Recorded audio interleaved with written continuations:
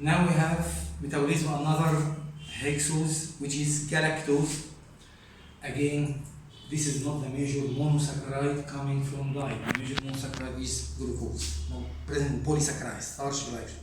But of course, this galactose is important for newly born because they drink only milk, which means they have in milk the sugar, which is a disaccharide lactose, digested by lactase enzyme in the intestine into free glucose and free galactose.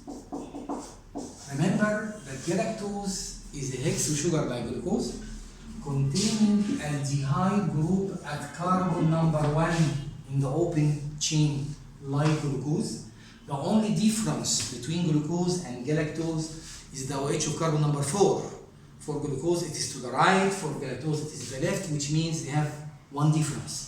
The orientation of the fourth OH of carbon number 4, which means they are epimers. They are epimers. Okay, I have milk in my diet. I digested milk with the lactose into free glucose, free galactose. What's going to happen to this galactose when it reaches my liver by portal circulation? The liver has enzyme specialized for galactose, galactokinase, which means add phosphate from ATP to galactose. It adds phosphate to carbon number 1, so you get now gal, which means galactose, 1 phosphate, carbon number 1, and this traps glucose inside the liver by phosphorylation. What's going to happen to this galactose 1 phosphate? I want to reach from this galactose 1 phosphate to again galactose, but UGB galactose, carbon number 1 having uridine diphosphate nucleotide. Why UGB galactose? Why you need to get this UGB galactose? Because you said that the only difference between glucose and galactose is OH of carbon number 4. Then I have an enzyme which is called 4-epimerase enzyme. Change the orientation of the fourth OH and then you get UGB glucose. Okay, glucose. And the nucleotide at carbon number 1, uridine diphosphate. What is the importance of this UGB glucose in liver? This is the active form glucose used in sense of glycogen to store glucose inside the liver. I can use the enzyme which is called glycogen synthase, which catch glucose from UGB, catch glucose at the active site of the enzyme from UGB. Add glucose to glycogen, now I am synthesizing glycogen. Add glucose to glycogen and release what? Uridine diphosphate. So I want to go from this galactose 1 phosphate to UGB galactose in order to have this conversion by phosphorylase enzyme to UGB glucose, store glucose as glycogen in liver and release UGB. And of course now you have the glycogen. Then you can, when you have just a couple of hours of fasting, you can release glucose to your blood and use it as a source of energy by glycogenolysis. How to go from galactose 1 phosphate to UGB galactose? Galactose 1 phosphate? Are you going to add the nucleotide directly? I don't have such an enzyme to add the nucleotide directly to galactose. I have similar enzyme that add the nucleotide directly to glucose, not galactose. So how you again going to be able to convert galactose 1 phosphate to UGB galactose without having enzyme to add the nucleotide directly? Simply, you are in liver. Of course, the liver is rich in glucose and UGB glucose at carbon number 1. Yes, the milk sugar itself is having 2 monosaccharides together, glucose and glucose. What are we going to do? We can change what we are having. You are having UGB. Give me your UGB. He's going to give me his UGB. I give him 1 phosphate. So this glucose is not lost. Just it was carrying UGB. Now I am carrying UGB. I was carrying 1 phosphate. I give him 1 phosphate. Can you recycle that compound again? Yes, very easy. change, add the nucleotide directly. The active form of nucleotide at any reaction is triphosphate. This is UTP, triphosphate, 3-phosphate, and this is 1-phosphate, which means 4-phosphate. I need 2 diphosphate, so I remove 2 pyrophosphate.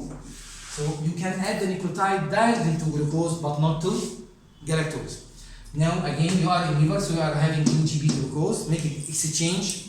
I give you 1-phosphate, you give me UGB, okay? Now this is UGB galactose, and this now glucose 1-phosphate. It can recycle, add the nucleotide, triphosphate, 1-phosphate, 4, 2, and 2. Actually, you might have the enzyme which add the nucleotide directly to galactose, but not since early birth. That enzyme which add the nucleotide directly to galactose, its gene is active about 5 years after birth, not since early birth. You have this method since early birth, exchange. What's the name of the enzyme of this exchange? The name of the enzyme is you transfer UGB from here to here. So it's called uridyl transferase. UGB transfer UGB from here to here. Uridyl transferase. 2 galactose. Gal 1-phosphate, galactose 1-phosphate uridyl transferase enzyme. Now we have UGB galactose, 4-polymerase, change the orientation of the 4th OH from left to right, UGB glucose, add glucose to glycogen, release what? UGB. Now we are going to see, this is important, the clinical importance of this metabolism is that disease, inherited disease. You have a disease in the first enzyme, which is called mild galactosemia. So I have inherited genetic mutation leading to deficiency of galactokinase, the first enzyme. The name of the disease, mild, not severe, mild, galactosemia. What happened in the disease? This is my GIT, the intestine. This is the portal circulation draining GIT to my liver before going to what? Before going to systemic circulation. Let's start with me since I was newly born, starting drinking milk. So galactose of milk is not phosphorylated in liver, not trapped in liver by phosphorylation, absent or deficient enzyme, goes to systemic circulation, blood, kidney, urine, galactose in blood, galactosemia, galactose in blood, galactosemia, galactose goes to urine, galactosuria, galactosemia in blood, galactosuria in urine. I remember the first disease in fructose deficiency, nothing happened, but fructosuria. But here something is going to happen. What? Galactose in your systemic circulation goes now in big amounts because the baby is always drinking milk 10, 20 times per day. Goes big amounts to the islands. Remember the enzyme which acts on aldo sugar? You have seen enzyme in the islands called aldose reductase, making reduction of glucose in diabetic patients when they have hyperglycemia. And you get the alcohol sorbitol. You have aldose reductase. Now it's going to work on galactose. You add 2 hydrogen, you get the alcohol, which is not sorbitol. The sorbitol is the alcohol of glucose. You get another alcohol here from galactose reduction by aldose reductase, galactitol. The alcohol is called what? Galactitol, which increases in concentration inside the islands, which increases the osmotic pressure inside the cells of the islands, making influx of water from outside to inside, swell and rupture, damage of the islands, making opacity called what? Cataract. This starts early since birth.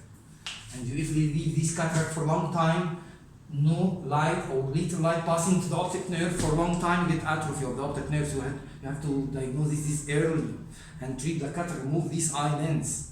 You have to avoid this galactose in diet, like to have milk free of galactose, to avoid these cataract islands, or you have already cataract, you should remove the islands to avoid atrophy of the optic nerve. Why the disease of fructose deficiency didn't cause any damage to the islands? Because fructose is not like galactose nor glucose. Both glucose and galactose are aldose sugar containing aldehyde. So they can be reduced by aldose reductase. You get the alcohol which kills the osmotic damage. In case of glucose, sorbitol. In case of galactose, galactitol, osmotic damage. But fructose is a keto, not aldo. So you can get the alcohol from it by aldose reductase. So fructose, essential fructosuria, no problem. This is mild galactosemia. You have a problem in the eyelids, cataract. The second disease is deficiency of the second enzyme, which is much more severe galactosemia. And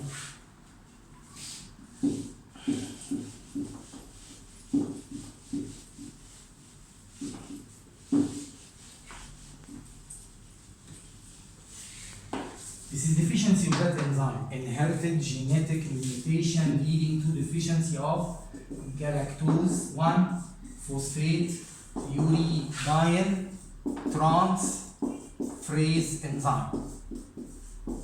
The disease has a name, severe classic galactosemia. Severe classic galactosemia.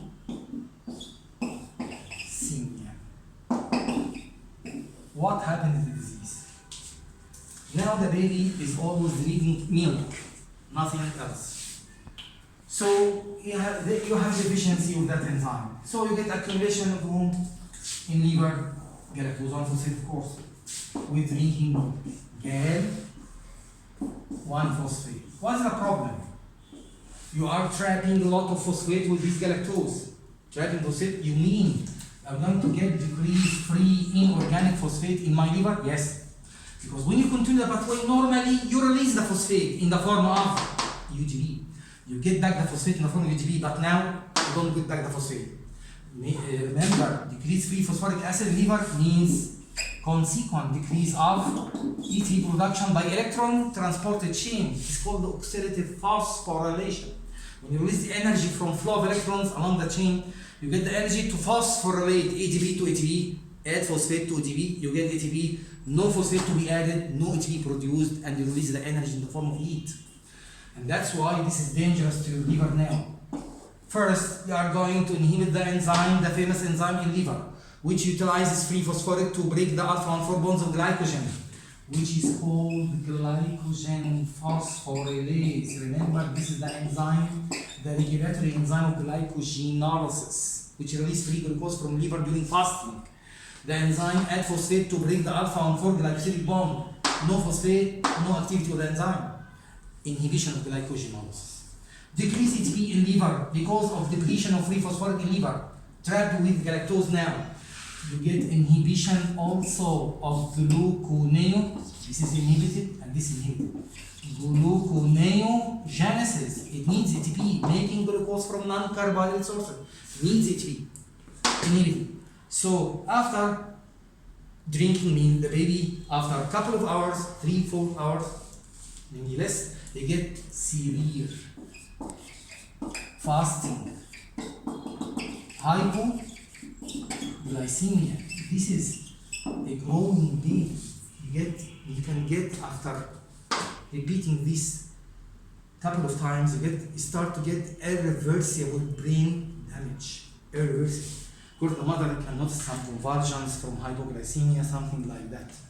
And they become semi-comatose, the convulsions. The early diagnosis is very important to avoid mental retardation. Of course, repeat drinking milk, decrease ATP production liver, you get liver cell damage. Have liver cell damage. So you get jaundice. The liver will not be able to detoxicate bilirubin as before. So you get elevation of blood bilirubin, which is jaundice. Yellow discoloration of the skin and the sclera. So now we are getting rapidly brain damage, liver damage, brain damage from hypoglycemia, liver damage from decreased ATP, and you get cataract like the first disease. Cataract, again, yes, in the eyelids. Why? Cataract again. Well, I am having deficiency of the second enzyme, not the first one. But this compound now accumulates in liver in big amounts. The liver is a closed environment, liver cell, has a cell membrane. So that accumulating compound produce product inhibition to the galactokinase, product inhibition.